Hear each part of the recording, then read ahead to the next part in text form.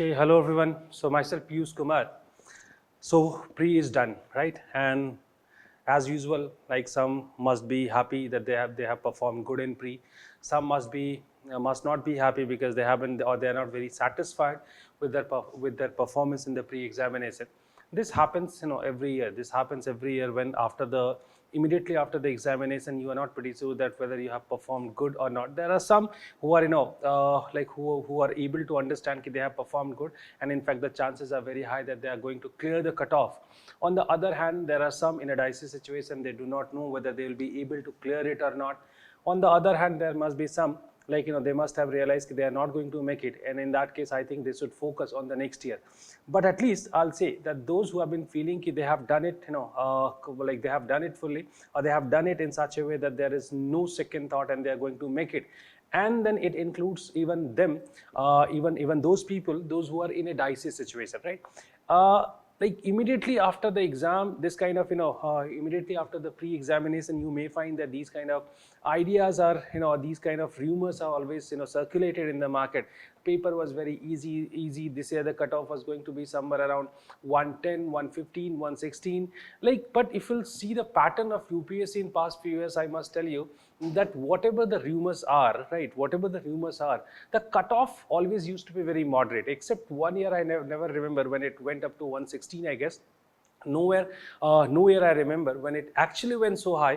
Otherwise, it more or less it remains very moderate, and that you should keep in mind. But yes, this is true that when you have been, matching your answers, at that time you should be quite honest to you. While matching your answers, you try to be very honest and try to figure it out that whether you are making it or not. Because if you are really honest, because sometimes when there is a struggle between your heart and mind, and your mind is saying this is a wrong answer, but your heart is saying this is a correct answer. So I think in this particular situation, you all should be pretty careful, pretty honest, because if you have been calculating your marks, being pretty honest, in that case I think you'll be able to judge yourself that where exactly you have been standing up. So that's the importance of that, right? So I'll say that be slightly honest. Sometimes what happens, the answer keys which are coming of various institutions, you do not know that to what extent or the accuracy of them are really slightly doubtful. So I think this is my personal behavior. In fact, while while writing UPSC, I always believed in that take a break of one day and then try to match the answers by your own. And if you're sitting with some of the authentic sources and then internet, in that case you'll be able to find out the answers of most of the questions, and maybe some one or two remain still dicey, but majority of the questions will be solved by you. So whenever you are having any doubt, try to go for this process, and you'll be able to somehow understand, you'll be able to somehow fix it, that whether your answer is correct or not correct, right? So even doing all such kind of practices, just try to calculate or try to try to believe that the lowest marks is your marks. And even though if you find that somewhere it is nearby, in that case I think you should be pretty sure that you are going to crack it, or you are going to clear it, and then you should start your preparation for the mains examination, right? So excluding those who have already understood that they are not going to clear this pre-examination, rest all, there are two more categories that I did discuss, that those people, instead of getting into any kind of second thought or in a dicey mood, they should start preparation for the mains examination. Because the moment you start misusing this time between the pre and the period when the result of the pre comes in, I think you are not having this luxury to waste this time. Rather, you should think of utilizing the time. Suppose the people, those who are in a dicey situation, that whether they are going to crack it or not, in fact, they also should start preparation with the same rigorous attitude. Because if you have been not doing it, in that case, probably after a couple of months, you'll be there in the same situation. But if you have gone through that process once, in that case your hold over the over the syllabus of the mains would be better, and in fact that would get you in a better or advantageous situation in the next year. And that's why instead of getting into or getting trapped into these kind of thing, it's better to focus on your preparation, right? So basically I think this is the high time then you should start, because now 3-4 days are done, and that's the reason because of what you should start your preparation from this moment only, as you do not have have this luxury to waste your time, right? So start your preparation. So this is something in general that I had been discussing, but the objective of this particular class or this particular session is basically to approach the history optional. Those who are having this history optional, like how to approach the paper, how to approach the subject for 2021 means, that's the thing we have to basically discuss in this particular class. I'll just try to talk about something which is practical and the way it can be done, and in fact it should be done in such a way that it is ultimately helping you. Helping in what? Helping in enriching, let's say, or maximizing your marks, because at this moment you have to only try for maximizing your marks. Okay? Maybe there are certain negative thoughts coming in your mind, the result of the last year, and maybe other questions are also there. At least you do not have the time to think of these kind of things. Okay? Like like you may have heard these kinds that, like, the subject hasn't performed very good. Now, like, the point is that you do not have any second chance, right? You have already filled the form, and you have already you have already decided the optional paper. You do not have this particular luxury to change the optional paper at this moment, and that's why, even without getting in this thought, I think you should approach to it in such a way that you should actually score very good, or you should try to be in this upper category, because the moment you are there in this upper category, upper category in the score, I think you'll be able to get a positive result, you'll be able to get through, and that approach is very much required here. And that is why don't get trapped into these questions, like just leave them, just keep them aside and start focusing on the mains examination for 2021, right?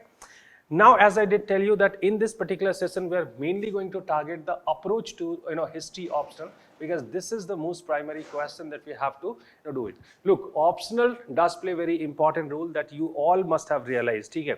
Because the way you start getting marks in the optional, or the way you get marks in the optional, that is very deciding factor. Like, if you are able to score good, in that case, not only you are getting through, not only you are securing a rank in the list, but at the same time it is helping you to decide your rank. So, like, they're not only optional. I must say that essay does play a very important role. The ethics paper, I always find it very tricky, and at one hand you'll find that some who are able to score very good, on the other hand there are some people, those who are not able to score very good. So I think these are certain areas where the fluctuations are more, and that's why you should try to secure or try to be in the upper layer, because the moment you are there in this upper category, and like that is how you secure your rank in the final list. That's the importance of the optional, including the other papers, right? So optional does play a very important role here. So what approach you should go for, what approach you should go for,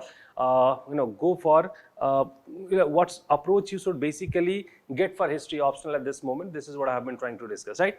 So the first thing, like the first suggestion, like these are only suggestions, like the strategies may be different, right? Somebody, like it may differ from one to another, and that's why these are some generic suggestions. It is completely up to you that whether you are going to follow it or not. But over the years, the way I have gained some experience, on the basis of that, I would like to give you some suggestions, right?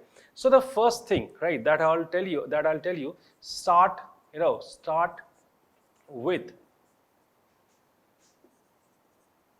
your optional paper.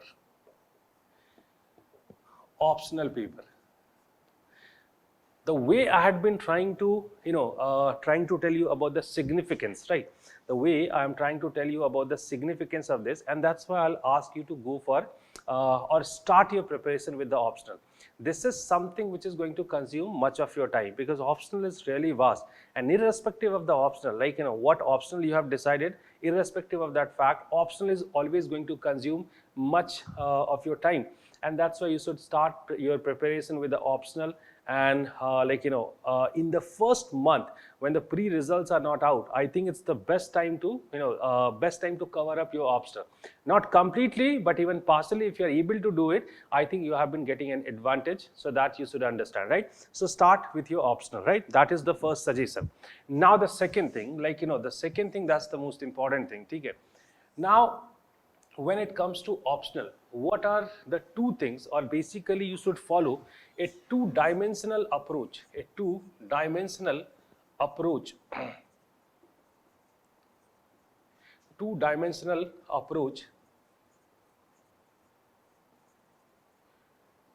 for the optional paper, right?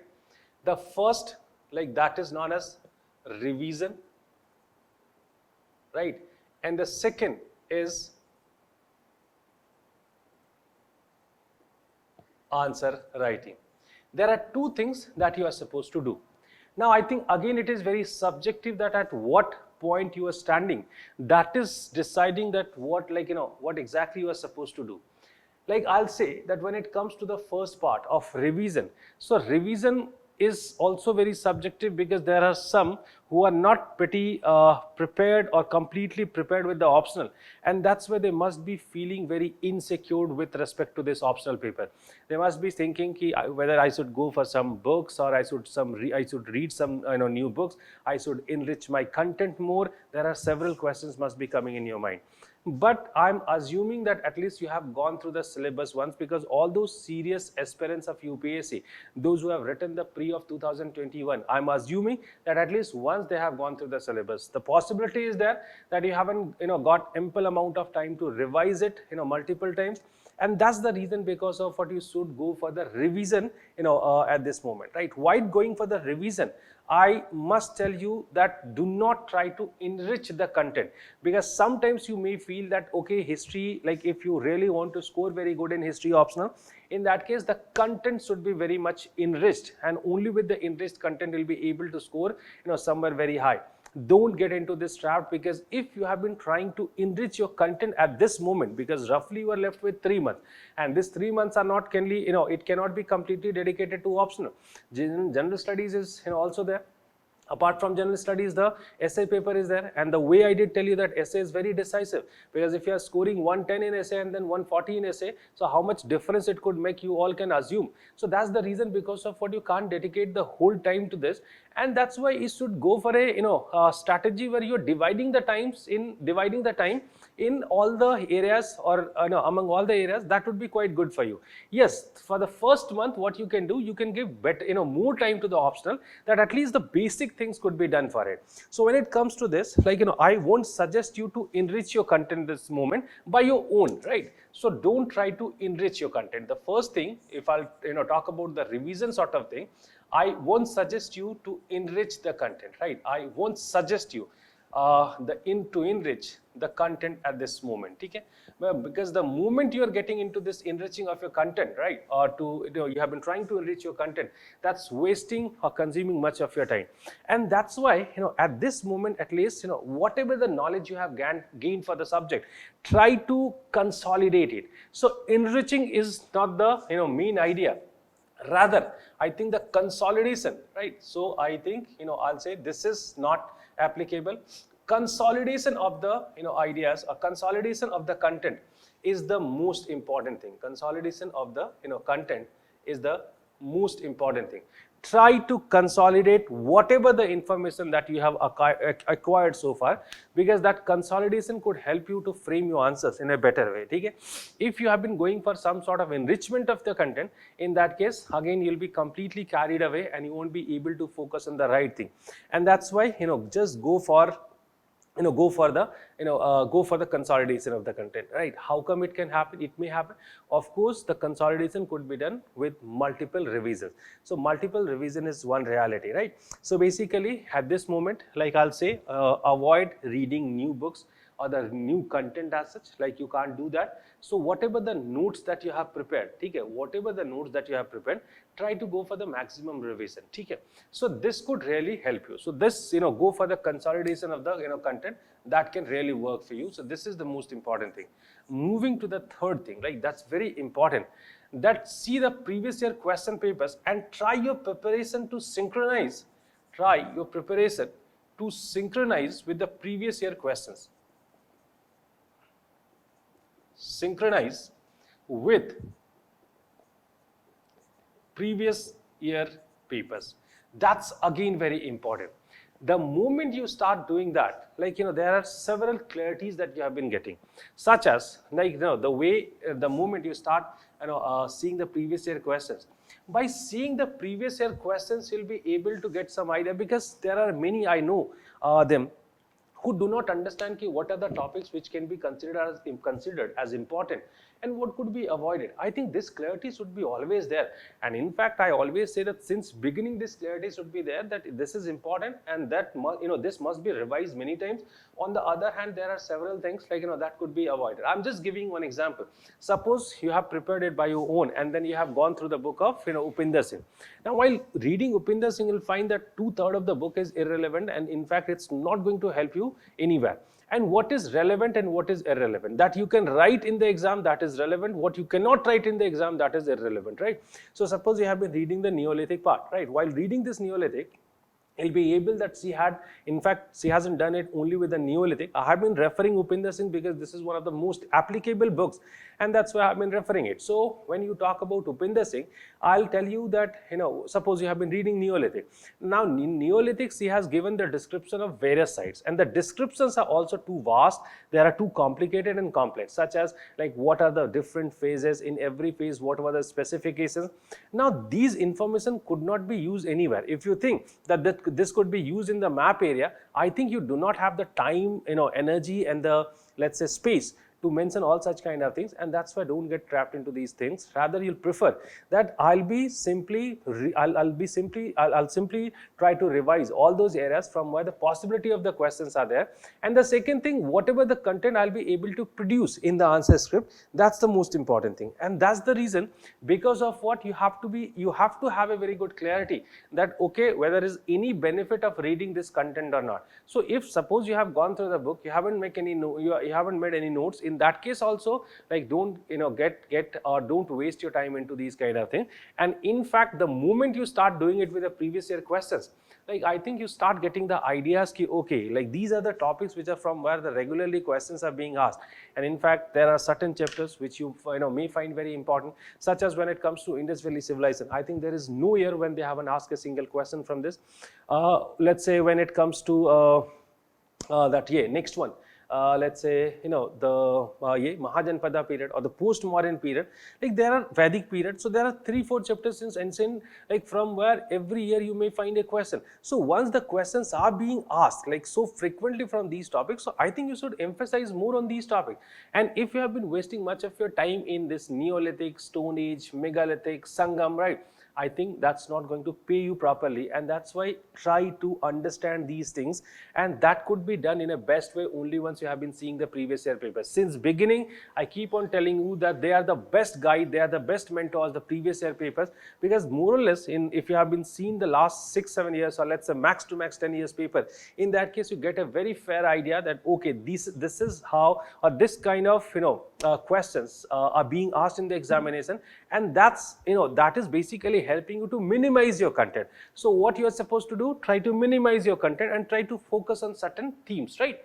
And just by doing these two things, what ultimately going to happen, you'll be able to somehow shortlist, right? You'll be able to somehow shortlist certain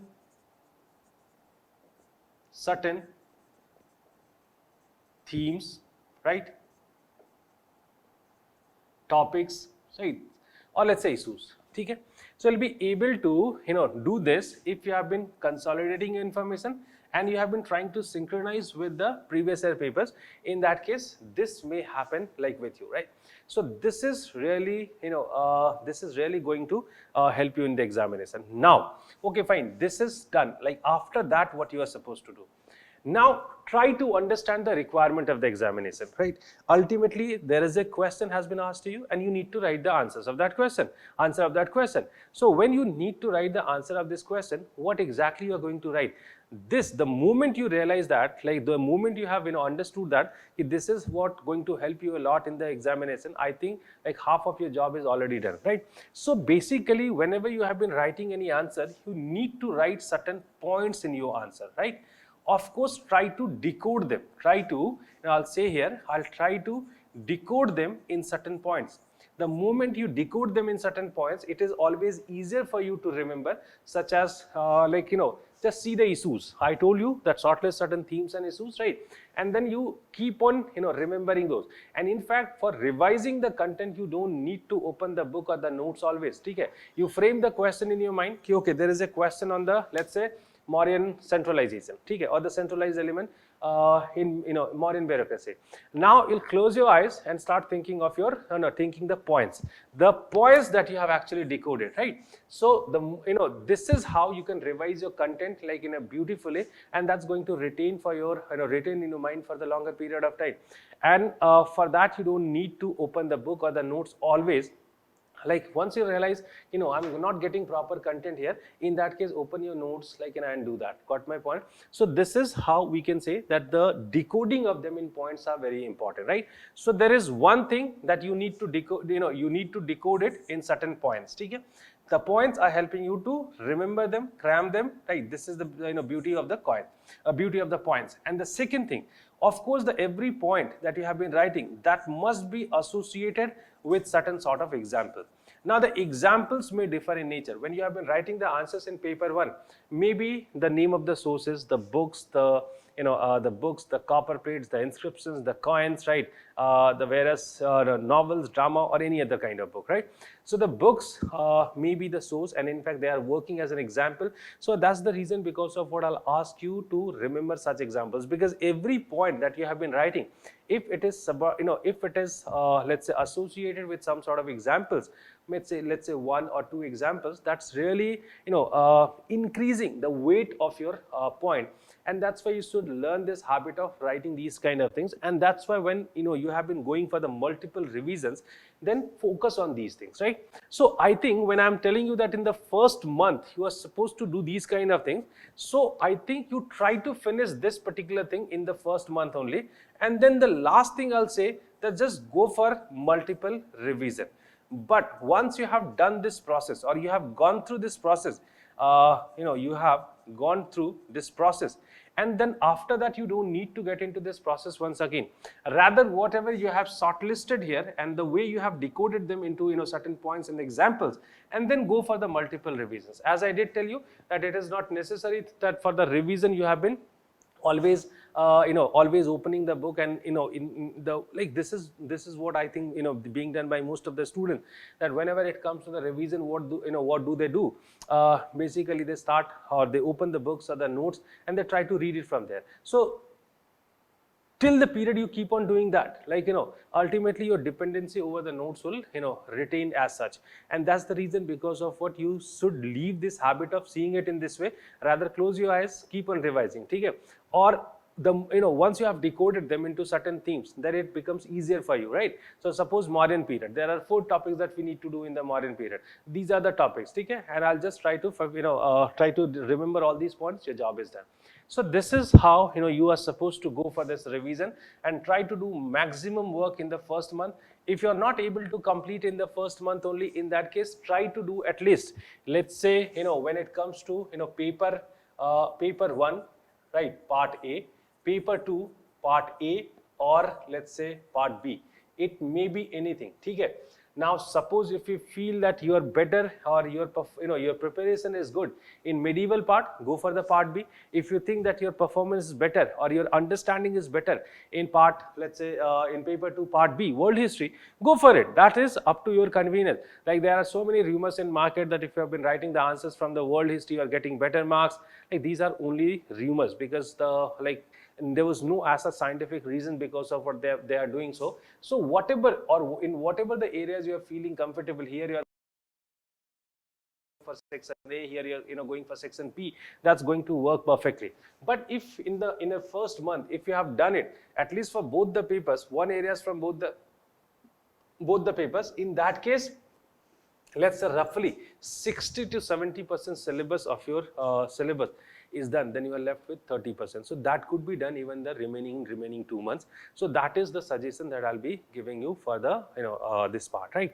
And then it comes to the second part, okay, answer writing. Though answer writing is something that I'll discuss separately here, telling you few of the benefits of the answer writing. The first thing, that as far as the answer writing is concerned, you must remember one thing: this is must. Why this is must? I think answer writing is not only about evaluating yourself, or let's say examining yourself, but at the same time it is actually keeping you very disciplined. when you get into the examination hall, the pressure level is altogether different. Like, when you have been doing it in your own, because I know many of them, they never used to write the paper or the test in 3 hours. They used to write in two slots. Like, they wrote for the first time in 1.5 hours, and then again they completed it 1.5 hours. Many of them are not following the time limit. They are exceeding the time limit.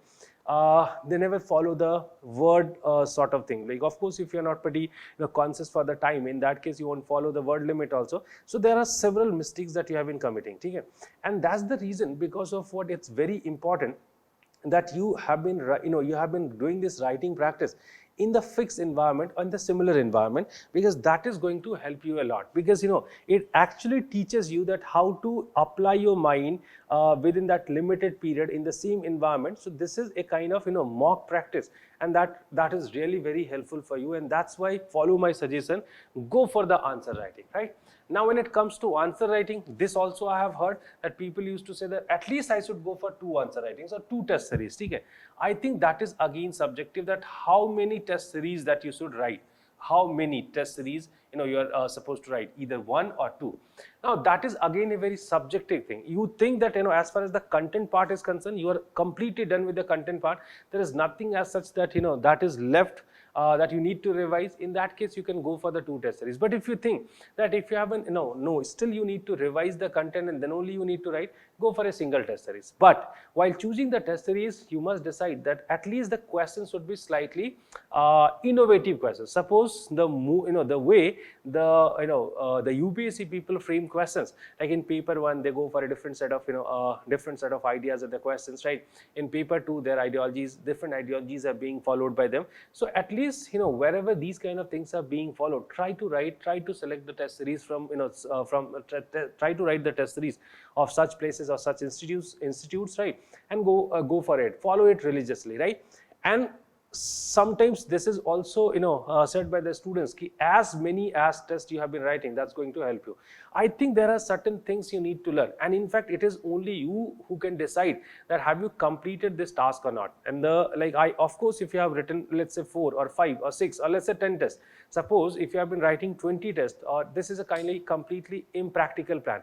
I think max to max you can write 6, 8 or maximum 10 tests you can write, because you are not having like 5 months or 6 months. You're just having 3 months, and it is not the only optional that you are going to write. You need to write for the essay, you need to write for general studies also. Writing is must. That is pretty sure that it is must.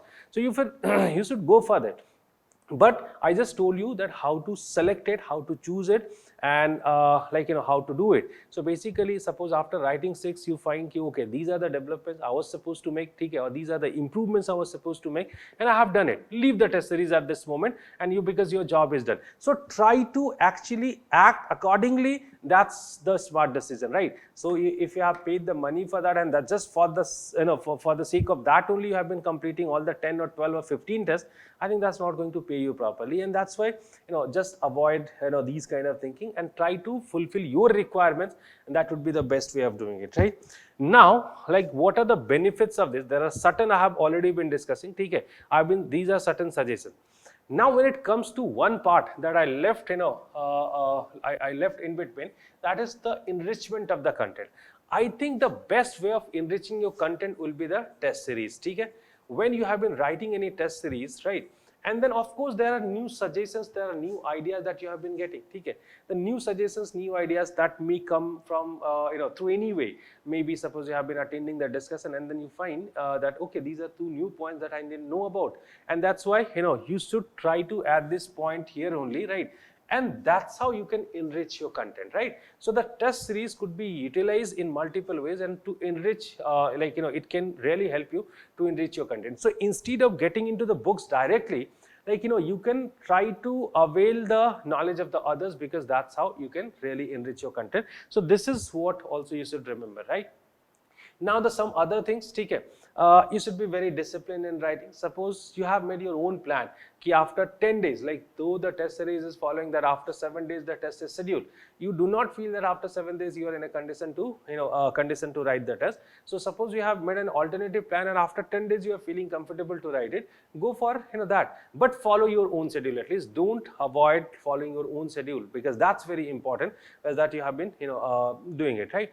and then try in the examination hall, try to think, try to finish it within the limited hours, okay, and try to focus, because as I did tell you that I'll discuss something more about the answer writing separately, but the test series or the answer writing is very important. And don't do this, because I have seen many students, the way they are doing the answer writing practice, like suppose they have been writing the answers of one question or two questions per day. I think that is not the prime, like that's not fulfilling your intention or your requirement, because that you should have done when you had been going for the preparation, then you are gradually improving. Here you need to actually do several things simultaneously, and that's why don't go for this answer writing practice in with one questions or two questions. Rather prefer to write it like proper test within 3 hours. Keep yourself pretty disciplined and then write it, and definitely this is going to really help you in multiple things, okay? So that we'll discuss separately also. So that's all about the approach that you are supposed to follow in the for 2021 means examination. And this is very practical things that I have been suggesting. There might be many hypothetical things, like there might be many imaginary things that I could have suggested, but I'm just simply telling you this, what you can really do in this these 3 months, and you should go for that. And I think I'm damn sure that it is definitely going to help you to maximize your marks in the examination, right? So thank you all of you.